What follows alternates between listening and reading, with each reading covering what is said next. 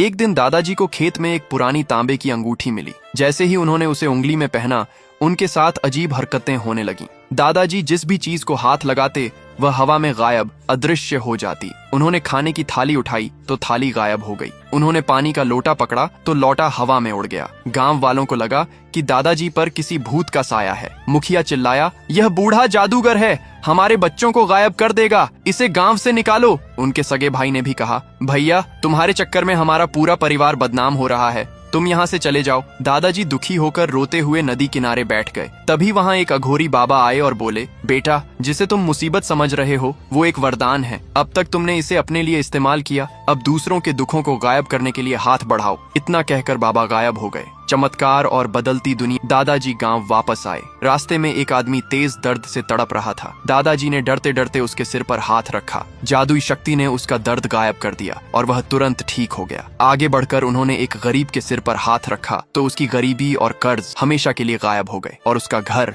अनाज से भर गया। उन्होंने सूखे पड़े कुएं को छुआ तो वहां का सूखापन गायब हो गया और पानी उबल पड़ा। जो गांव वाले उन्हें पत्थर मार रहे थे वे अब उनके आगे पीछे घूमने लगे। दादाजी ने पूरे गांव का दुख और गरीबी गायब कर दी। लेकिन अगली सुबह दादाजी पेड़ के नीचे बैठकर जोर जोर से रो रहे थे। मुखिया ने आकर पूछा, बाबा अब क्या दुख है, आपने तो सबकी गरीबी गायब कर दी। दादाजी ने रोते हुए अपना फोन दिखाया और बोले, अरे मूर्खों, मैंने तुम्हारी गरीबी तो गायब कर दी, लेकिन YouTube पर जो मैंने प्रवीण हब नाम से चैनल बनाया था उस पर व्यूज ही गायब हैं। तुम लोगों ने लाइक और सब्सक्राइब तो किया ही नहीं।